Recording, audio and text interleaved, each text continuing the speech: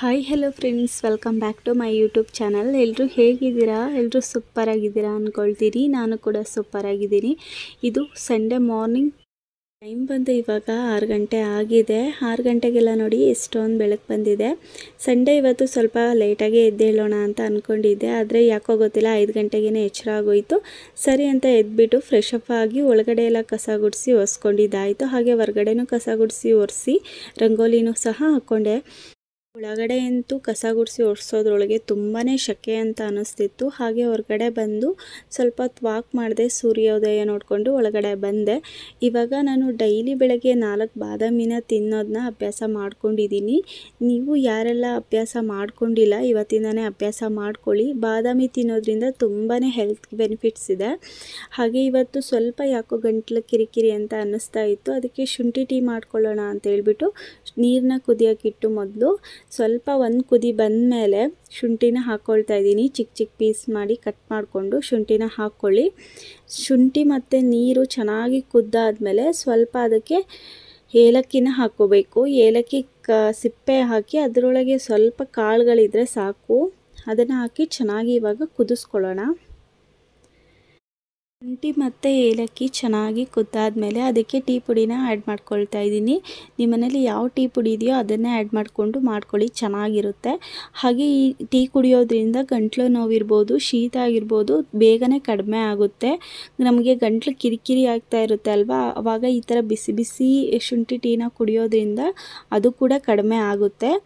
ನನಗಂತೂ ಶೀತ ಆದಾಗ ನಾನು ಯಾವುದೇ ರೀತಿ ಔಷಧಿ ಆಗಿರಲಿ ಮಾತ್ರೆ ಆಗಿರಲಿ ಏನೇನೋ ತಗೊಳ್ಳೋದಿಲ್ಲ. ಇದನ್ನೇ 2-3 ಸಲ ಮಾಡ್ಕೊಂಡು ಕುಡಿದ್ರೆ ನನಗೆ ಆಲ್ಮೋಸ್ಟ್ ಕಡಿಮೆ ಆಗಿಬಿಡುತ್ತೆ.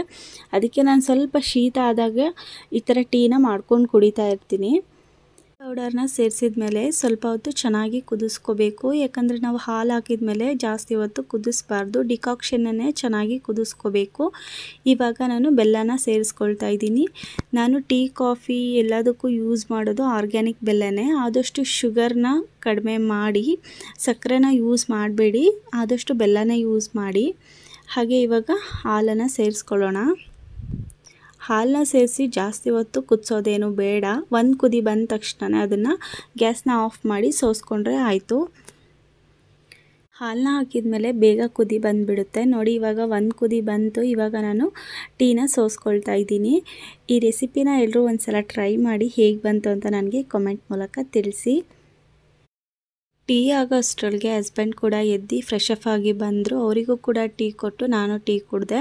ಹಾಗೆ ಉಳಿದಿರೋ ಅಂಥ ಹಾಲನ್ನು ಬಿಸಿ ಮಾಡಿ ಇಟ್ಕೊಳ್ತಾ ಇದ್ದೀನಿ. ಈ ಬೇಸಿಗೆ ಇರೋದ್ರಿಂದ ಹಾಲು ಬೇಗನೆ ಒಡೆದೋಗುತ್ತೆ, ಅದಕ್ಕೆ ಕಾಯಿಸಿ ಇಟ್ಕೊಳ್ಳೋದ್ರಿಂದ ಬೇಗ ಒಡೆಯೋದಿಲ್ಲ. ನಾನು ಡೈಲಿ ತಿಂಡಿ ತಿನ್ನೋಕ್ಕೂ ಮುಂಚೆನೇ 1 ಲೋಟ ರಾಗಿ ಮಾಲ್ಟನ್ನು ಕುಡಿತೀನಿ. ಅದು ಈ ಬೇಸಿಗೆಯಲ್ಲಂತೂ ಮಿಸ್ ಮಾಡೋದೇ ಇಲ್ಲ. ಈಗ ರಾಗಿ ಅಂಬಲಿ ಮಾಡೋಕ್ಕೆ 1 ಲೋಟದಷ್ಟು ನೀರನ್ನ ಪಾತ್ರೆಗೆ ಹಾಕಿ ನೀರನ್ನ ಕುದಿಯೋಕ್ಕೆ ಇಡ್ತಾಯಿದ್ದೀನಿ. ಹಾಗೆ ಈ ಕಡೆ ನಾನು ಒಬ್ಳಿಗೆ ಮಾಡ್ಕೊಳ್ಳೋದ್ರಿಂದ 1.5 ಟೇಬಲ್ ಸ್ಪೂನಷ್ಟು ರಾಗಿ ಹಿಟ್ಟನ್ನು ಹಾಕಿ ಅದಕ್ಕೆ ಸ್ವಲ್ಪ ನೀರನ್ನ ಸೇರಿಸಿ ಚೆನ್ನಾಗಿ ಒಂದು ಗಂಟಿಲ್ದೇ ಇರೋ ಥರ ಮಿಕ್ಸ್ ಮಾಡಿ ಇಟ್ಕೊಳ್ತಾ ಇದ್ದೀನಿ. ನೀರು ಚೆನ್ನಾಗಿ ಕುದಿ ಬಂದಮೇಲೆ ಹಿಟ್ಟನ್ನು ಹಾಕಿ ಮಿಕ್ಸ್ ಮಾಡ್ಕೋಬೇಕು. ರಾಗಿ ಹಿಟ್ಟಿಗೆ ಮೆಂತ್ಯ, ಉದ್ದು, ಗೋಧಿ, ರಾಗಿ ಈ 4ನ್ನು ಚೆನ್ನಾಗಿ ತೊಳೆದು ಬಿಸಿಲಿಗೆ ಒಣಗಿಸಿ ಮಿಲ್ ಮಾಡಿಸಿ ಇಟ್ಕೊಂಡಿರ್ತೀನಿ. ಕೂಡ ಚೆನ್ನಾಗಿ ನೆನ್ಕೊಂಡಿದೆ. ಈ ಕಡೆ ನೀರು ಕೂಡ ಇವಾಗ ಕುದಿ ಬಂದಿದೆ. ಇವಾಗ ಇದಕ್ಕೆ ರುಚಿಗೆ ತಕ್ಕಷ್ಟು ಉಪ್ಪನ್ನು ಸೇರಿಸ್ಕೊಳ್ಳೋಣ. ಉಪ್ಪು ಬೇಡ ನಮಗೆ ಸ್ವೀಟ್ ಇಷ್ಟ ಆಗುತ್ತೆ ಅಂತ ಅನ್ನೋದಾದರೆ ಇದಕ್ಕೆ ಬೇಕಂದರೆ ಮಾಲ್ಟ್ಗೆ ಬೆಲ್ಲನೂ ಕೂಡ ಹಾಕ್ಕೊಂಡು ಮಾಲ್ಟ್ನ ಮಾಡ್ಕೋಬೋದು. ಸಿಹಿ ಮಾಲ್ಟ್ ಅಷ್ಟೊಂದು ಇಷ್ಟ ಆಗೋದಿಲ್ಲ, ಅದಕ್ಕೆ ನಾನು ಉಪ್ಪನ್ನು ಸೇರಿಸ್ಕೊಂಡು ಮಾಡ್ಕೊಳ್ತೀನಿ. ಇವಾಗ ನೆನೆಸಿಟ್ಟಿದ್ದಂಥ ಹಿಟ್ಟನ್ನು ಸೇರಿಸ್ಕೊಂಡಿದ್ದೀನಿ. ಚೆನ್ನಾಗಿ ಒಂದು ಸಲ ಮಿಕ್ಸ್ ಮಾಡಬೇಕು. ಈ ಥರ ಕೈ ಆಡಿಸ್ತಾನೆ ಇರಬೇಕು, ಇಲ್ಲಾಂದರೆ ತಳ ಹಿಡಿದು ಬಿಡುತ್ತೆ. ತಳ ಹಿಡಿದ್ರೆ ಅಂಬಲಿ ಅಷ್ಟೊಂದು ಚೆನ್ನಾಗಿರೋದಿಲ್ಲ. ಚೆನ್ನಾಗಿ ಈ ಥರ ಉಕ್ಕಿ ಬರಬೇಕು. ಚೆನ್ನಾಗಿ ಮಾಲ್ಟನ್ನು ಕುದಿಸ್ಕೋಬೇಕು, ಇಲ್ಲಾಂದರೆ ಬೇಗನೆ ನೀರು ಹೊಡೆದಂಗೆ ಆಗುತ್ತೆ. ಈಗಂತೂ ಬೇಸಿಗೆ ಇರೋದ್ರಿಂದ ಬೇಗನೆ ನೀರು ಹೊಡೆದಂಗೆ ಆಗುತ್ತೆ. ಆದ್ದರಿಂದ ಚೆನ್ನಾಗಿ ಕುದಿಸ್ಕೊಳ್ಳಿ. ನೀಟಾಗಿ ಬಬಲ್ಸ್ ಬರೋ ತನಕ ಬೇಯಿಸ್ಕೋಬೇಕು. ರಾಗಿ ಅಂಬಲಿ ನಮ್ಮ ಆರೋಗ್ಯಕ್ಕೆ ತುಂಬಾ ಒಳ್ಳೆಯದು.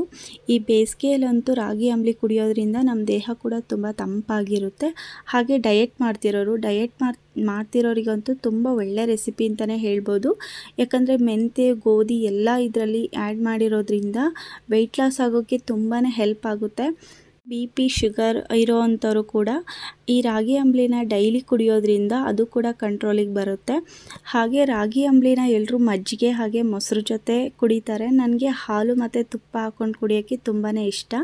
ಹಾಗಾಗಿ ನಾನು ಹಾಲು ಮತ್ತು ಸ್ವಲ್ಪ ತುಪ್ಪನ ಹಾಕ್ಕೊಂಡು ಸರ್ವ್ ಮಾಡ್ಕೊಳ್ತಾ ಇದ್ದೀನಿ. ನನಗೆ ಈ ಥರ ಕುಡಿಯೋಕ್ಕೆ ತುಂಬಾ ಇಷ್ಟ ಆಗುತ್ತೆ. ನಿಮ್ಗೆ ಯಾವ ಥರ ಇಷ್ಟನೋ ಆ ಥರ ನೀವು ಸರ್ವ್ ಮಾಡ್ಕೊಳ್ಳಿ. ಎಲ್ಲರೂ ಈ ರಾಗಿ ಮಾಲ್ಟ್ ರೆಸಿಪಿನ ಟ್ರೈ ಮಾಡಿ ಹೇಗೆ ಬಂತು ಅಂತ ನನಗೆ ಕಮೆಂಟ್ ಮೂಲಕ ತಿಳಿಸಿ. ಹಾಗೆ ಇವತ್ತಿನ ಟಿಫನ್ಗೆ ಮಾವಿನಕಾಯಿ ಚಿತ್ರಾನ್ನ ಮಾಡ್ಕೊಳ್ಳೋಣ ಅಂತ ಅಂದ್ಕೊಂಡಿದ್ದೀನಿ. ಮಾವಿನಕಾಯಿ ಸೀಸನ್ ಬಂದಾಗಿಂದ ನಾನು ಮಾವಿನಕಾಯಿ ಚಿತ್ರಾನ್ನ ಮಾಡ್ಕೊಳ್ಳೋಕ್ಕೆ ಆಗಿರಲಿಲ್ಲ.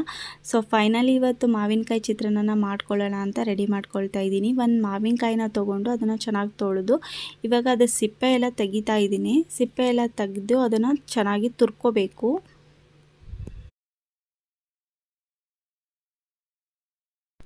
ಈ ಥರ ಒಣ ಕೊಬ್ಬರಿ ತುರಿಯೋದನ್ನು ತೊಗೊಂಡು ಅದರಲ್ಲಿ ಮಾವಿನಕಾಯಿನ ತುರಿದು ಇಟ್ಕೋಬೇಕು. ಚಿತ್ರಾನ್ನಕ್ಕೆ ರೈಸು ಸ್ವಲ್ಪ ಉದ್ರುದ್ರಾಗಿದ್ದರೆ ಚೆನ್ನಾಗಿರುತ್ತೆ ಅಲ್ವಾ, ಅದಕ್ಕೆ ನಾನು ಡೈರೆಕ್ಟಾಗಿ ರೈಸ್ನ ಮಾಡೋಕ್ಕೆ ಇಟ್ಕೊಂಡಿದ್ದೀನಿ. ಈ ಥರ ರೈಸ್ನ ಡೈರೆಕ್ಟಾಗಿ ಇಟ್ಕೊಂಡಾಗ ಉದ್ರುದ್ರಾಗಿ ಬರುತ್ತೆ. ಹಾಗೆ ಅನ್ನ ಚೆನ್ನಾಗಿ ಬೆಂದಾದ್ಮೇಲೆ ಉಪ್ಪು ಹಾಕ್ಕೋಬೇಕು. ಉಪ್ಪು ಹಾಕಿದ ಮೇಲೆ ಅನ್ನನ ಬಸ್ದು ಅದನ್ನು ತಣ್ಣಗಾಗೋಕ್ಕೆ ಬಿಡಬೇಕು. ಹಾಗೆ ಈ ಕಡೆ ಮಸಾಲಾನ ರುಬ್ಕೊಳ್ಳೋಕ್ಕೆ ರೆಡಿ ಮಾಡ್ಕೊಳ್ತಾ ಇದ್ದೀನಿ. ಇಲ್ಲಿ ಮಸಾಲೆಗೆ ನಾನು ಮೆಂತ್ಯ, ಜೀರಿಗೆ, ಬಿಳಿ ಎಳ್ಳು, ಕಾಳು ಮೆಣಸು, ಬ್ಯಾಡಗಿ ಮೆಣಸಿನಕಾಯಿ ಹಾಕಿ ಫ್ರೈ ಮಾಡಿ ಇಟ್ಕೊಂಡಿದ್ದೀನಿ. ಹಾಗೆ ಫ್ರೆಶ್ ಕಾಯಿ ತುರಿನ ಹಾಕಿ ಸ್ವಲ್ಪ ಅರಿಶಿನ ಪುಡಿನ ಹಾಕಿ ಗ್ರೈಂಡ್ ಮಾಡಿ ಇಟ್ಕೊಂಡಿದ್ದೀನಿ. ಇಲ್ಲಿ ಒಗ್ಗರಣೆಗೆ ನಾನು ಸಾಸಿವೆ, ಜೀರಿಗೆ, ಕಡಲೆಬೇಳೆ, ಉದ್ದಿನಬೇಳೆ, ಕರಿಬೇವು ಮಾಡಿ ಇಟ್ಕೊಂಡಿರೋವಂಥ ಪೇಸ್ಟನ್ನು ಹಾಕಿ ಹಸಿ ವಾಸನೆ ಹೋಗೋ ತನಕ ಬಾಡಿಸ್ಕೋಬೇಕು. ಹಾಗೆ ಕುದಿರೋವಂಥ ಮಾವಿನಕಾಯಿನ ಸೇರಿಸಿ ಚೆನ್ನಾಗಿ ಬಾಡಿಸ್ಕೋಬೇಕು. ಗೊಜ್ಜು ಸ್ವಲ್ಪ ಎಣ್ಣೆ ಬಿಡೋ ತನಕ ಕುದಿಸ್ಕೋಬೇಕು. ಹಾಗೆ ಅದೇ ಬಾಣಲಿಗೆ ಮಾಡಿ ಇಟ್ಕೊಂಡಿರೋವಂಥ ರೈಸ್ನ ಹಾಕಿ ಹುರಿದಿಟ್ಕೊಂಡಿರೋವಂಥ ಕಡಲೆಬೀಜನ ಹಾಕಿ ಹಾಗೆ ಸ್ವಲ್ಪ ಕೊತ್ತಂಬರಿ ಸೊಪ್ಪನ್ನು ಹಾಕಿ ಚೆನ್ನಾಗಿ ಒಂದು ಮಿಕ್ಸ್ ಕೊಟ್ಟರೆ ಸೂಪರಾಗಿ ಮಾವಿನಕಾಯಿ ಚಿತ್ರಾನ್ನ ರೆಡಿ ಆಗುತ್ತೆ. ಎಲ್ಲರೂ ಈ ರೆಸಿಪಿನ ಒಂದ್ಸಲ ಟ್ರೈ ಮಾಡಿ ಹೇಗೆ ಬಂತು ಅಂತ ನನಗೆ ಕಮೆಂಟ್ ಮೂಲಕ ತಿಳಿಸಿ. ನಾನು ಮಾವಿನಕಾಯಿ ಚಿತ್ರಾನ್ನ 3 ಥರ ಮಾಡ್ತೀನಿ. ಅದರಲ್ಲಿ ಇದು ಒಂಥರ ಟೇಸ್ಟ್ ಮಾತ್ರ ತುಂಬ ಚೆನ್ನಾಗಿ ಬಂದಿತ್ತು. ನನಗಂತೂ ತುಂಬಾ ಇಷ್ಟ ಆಯಿತು. ಹಸ್ಬೆಂಡ್ಗೂ ಟಿಫನ್ ಕೊಟ್ಟು ನಾನು ಟಿಫನ್ ಮಾಡಿದೆ. ಹಾಗೆ ಸ್ವಲ್ಪ ಮನೆ ಕೆಲಸ ಇತ್ತು, ಬಟ್ಟೆ ಎಲ್ಲ ಒಣಗಾಕೋದಿತ್ತು. ಇವಾಗ ಬಟ್ಟೆನ ಒಣಗಾಕೋಣ ಅಂತ ಹೊರಗಡೆ ಹೋಗ್ತಾ ಇದ್ದೀನಿ. ನೋಡಿ ಎಷ್ಟೊಂದು ಬಿಸಿಲಿದೆ. ಇವಾಗ ಟೈಮ್ ಬಂದು ಬರೀ 11 ಗಂಟೆ ಆಗಿದೆ. ಆಲ್ರೆಡಿ ಎಷ್ಟೊಂದು ಬಿಸಿಲು ಬಂದಿತ್ತು.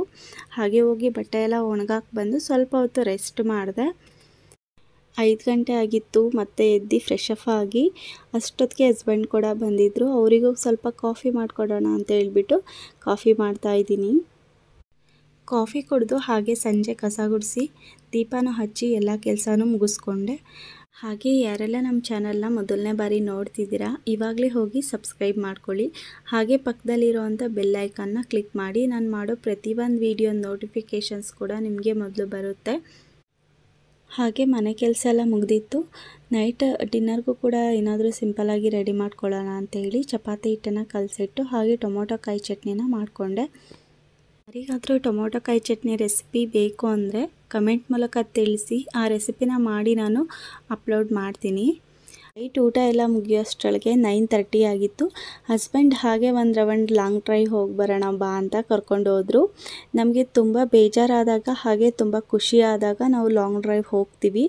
ಅವರು ಬೆಳಗ್ಗೆಯಿಂದ ಫ್ರೀ ಇರಲ್ಲ, ಹಾಗಾಗಿ ನಾವು ನೈಟೇ ಜಾಸ್ತಿ ಹೋಗೋದು. ಹಾಗೆ ನೈಟು ತುಂಬ ತಂಪಾಗಿರುತ್ತೆ ಅಲ್ವಾ, ಅದಕ್ಕೆ ಆದಷ್ಟು ನಾವು ನೈಟ್ ಹೋಗೋಕ್ಕೆ ಇಷ್ಟಪಡ್ತೀವಿ. ಲಾಂಗ್ ಡ್ರೈವ್ ಮುಗಿಸ್ಕೊಂಡು ಮನೆಗೆ ಬಂದಾಗ ಟೈಮ್ ಬಂದು 11:30 ಆಗಿತ್ತು. ಬೆಳಗ್ಗೆಯಿಂದ ನೈಟ್ ತನಕ ಇವತ್ತಿನ ವ್ಲಾಗು ಈ ಥರ ಇತ್ತು. ಈ ವಿಡಿಯೋ ನಿಮ್ಗೆಲ್ರಿಗೂ ಇಷ್ಟ ಆಗಿರುತ್ತೆ ಅಂತ ಅಂದ್ಕೊಳ್ತೀನಿ. ಇಷ್ಟ ಆದರೆ ಪ್ಲೀಸ್ ಲೈಕ್ ಮಾಡಿ, ಶೇರ್ ಮಾಡಿ, ಕಮೆಂಟ್ ಮಾಡಿ. ಹಾಗೆ ಇನ್ನೂ ಏನಾದರೂ ಮಿಸ್ಟೇಕ್ಸ್ ಇದ್ದರೆ ಅದನ್ನು ಕಮೆಂಟ್ ಮೂಲಕ ನನಗೆ ತಿಳಿಸಿ, ಸರಿ ಮಾಡ್ಕೊಳ್ತೀನಿ.